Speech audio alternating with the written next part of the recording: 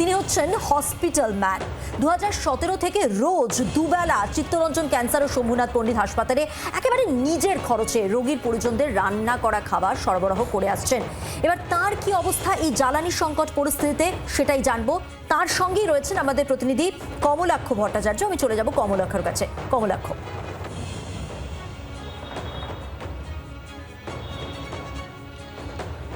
মধুবন্তী, দিকে দিকে যখন আমাদের প্রতিনিধিরা এই গ্যাস সংকটে এই মুহূর্তে যে পরিস্থিতি বলা যেতে পারে ত্রাহি ত্রাহি রব উঠেছে সেই ছবি তুলে ধরছে, সেখানে এক অন্নদাতার খবর তুলে ধরবো এই মুহূর্তে আমরা। যে অন্নদাতা 2017 থেকে অর্থাৎ টানা 10 বছর দুটি হাসপাতালে প্রায় 150 জন মানুষের অন্ন সংস্থান করেন উদয়াস্ত সকাল এবং বিকেল, সামান্য ডাল ভাত সবজি। সেই মানুষজন এই পার্থ কর চৌধুরী, এই মুহূর্তে তোমাকে সেই ছবি দেখাবো। আমরা নিউ আলিপুরে রয়েছি। এই তার হেসেল, অর্থাৎ এখানে প্রতিদিন তিনি তার নিজের খরচে 150 জনের ভাত ডাল সবজি তিনি রান্না করেন এবং তার একটি ছোট্ট গাড়ি রয়েছে। সেই গাড়ি নিয়ে তিনি কিন্তু হাসপাতালে পৌঁছে যান। এমনকি কোভিডের সময়ও কিন্তু তার কোনো অন্যথা হয়নি। যে মানুষের মুখ চেয়ে প্রায় 150 জন মানুষ প্রতিদিন তাদের অন্ন সংস্থান করেন। হাসপাতালে থাকা মানুষ মানে বুঝতেই পারছো, রোগীর পরিজনরা যারা অত্যন্ত উদ্বেগের মধ্যে থাকেন, খাওয়া দাওয়া ঠিক থাকে না, সেই মানুষজনের কাছে পৌঁছে যান পার্থ কর চৌধুরী। আজকে থেকে এই পরিষেবা বন্ধ হয়ে গেল। পার্থবাবুর মানসিক কি অবস্থা, কেন বন্ধ হলো, কথা বলে নেব মধুমতি তার সঙ্গে। পার্থবাবু, কি হচ্ছে মনের মধ্যে? এতদিন ধরে একটা পরিষেবা চালাচ্ছিলেন, হঠাৎ আজকে থেকে কি হলো? দীর্ঘ 10 বছরের লড়াই, এই লড়াই যে কী লড়াই, আমি যে কী লড়াইটা লড়ি, শুধু হাসপাতালের অসহায় মানুষগুলোর মুখগুলো দেখলে বুঝতে পারবেন, যারা দিনে রাতে না খেয়ে বসে থাকে, হয়তো তাদের কাছে পয়সা থাকে।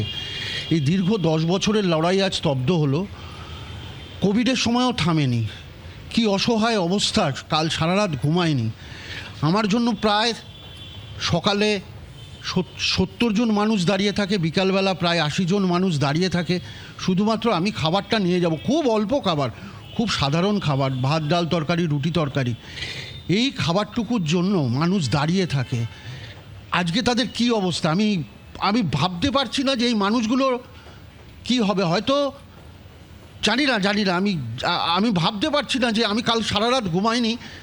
আজকে থেকে কি এই যে আপনার স্টোভ আমরা দেখতে পাচ্ছি, গ্যাস সিলিন্ডার দেখতে পাচ্ছি, আজকে থেকে কি রান্না বন্ধ হলো? হ্যাঁ, রান্না বন্ধ হয়ে গেল। গ্যাস পাওয়া যাচ্ছে না। গ্যাসের দোকানে গেলে গ্যাসের দোকান থেকে বলা হচ্ছে গ্যাসের সার্ভিস নেই, সেইভাবে তারা দিতে পারছে না। এবং সেটা যে কবে স্বাভাবিক হবে কেউ জানে না। তাই আমি জানি না যে সেই লোকগুলোর মুখে আবার কবে খাবার তুলে দিতে পারবো। কারণ চরম কোভিডে যখন মানুষ রাস্তায় বেরোতো না, যখন রাস্তায় গাড়ি ছিল না, যখন মানুষ রীতিমতো বাজার করতে অসুবিধা হতো, সেই সময় আমার একদিনও খাবার বন্ধ হয়নি। কিন্তু আজকে এই রাজায় যুদ্ধে এই হসপিটালের এই অসহায় মানুষগুলোর মুখের ভাত বন্ধ হয়ে গেল। আমি জানি না তাদের কি হবে। তারা আজও দাঁড়িয়ে আছে আমার জন্য। তারা হয়তো আকাশের দিকে, শুধু আমি কি বলছি, আমার গাড়িটা গেলে তারা গাড়ির পেছনে দৌড়ায়, আমি গাড়িটা কোথায় রাখবো আর আমি খাবারটা কখন দেব। ওই খাবারটুকু নিয়ে তারা রেখে হাসপাতালে চলে যায়। এসে হাসপাতাল থেকে চিকিৎসা করে তারা হয়তো 2 মাস 3 মাস, ক্যান্সার হাসপাতালে গিয়ে দেখুন কি শুধুমাত্র ডালের জল নেয় ওই রাইস টিউবে খাবে বলে। ডালের জলটুকু নেয় আমার থেকে, রাইস টিউবে ঢেলে দেয় তার ওয়াইফ বা তার ছেলে বা মেয়ে, সেই জলটা তারা সেই ডালের জলটুকু খায়। আমি জানি না আজ থেকে তারা কি খাবে, তাদের কি হবে। এই যে আমরা প্রতিটি মানুষ এই মুহূর্তে নিজেরা খুব চিন্তিত যে কি হবে ভবিষ্যৎ, এই গ্যাসের ভবিষ্যৎ কি হবে তা নিয়ে চিন্তিত। আপনি নিজেকে নিয়ে ভাবছেন না, এই 150 জন মানুষকে নিয়ে চিন্তা করছেন, অথচ প্রচুর তো মানুষ এই মুহূর্তে গ্যাস নিজেরা স্টক করবার জন্য পরিমরি করে লেগে পড়েছে। না, আমার তো নিজেকে নিয়ে ভাবার কোনো ব্যাপার না। আমার পরিবারটা বৃহত্তর পরিবার, এরাই আজ আমার পরিবার দীর্ঘ 10 বছরে। কিন্তু আমি সবার কাছে করজোড়ে অনুরোধ করব, গ্যাস মজুত করবেন না অযথা ভয় পেয়ে গ্যাস মজুত করবেন না, অযথা গ্যাস নষ্ট করবেন না, এবং গ্যাস কালোবাজারি একদম করবেন না, দয়া করে বলছি। বোঝা গেছে, অর্থাৎ কত অসহায় মানুষ থেকে কি হবে সেই নিয়ে আতঙ্কে ভুগছেন এই হসপিটাল ম্যানও। তাকেও কিন্তু মুখে খাবার তুলে দিতে হবে।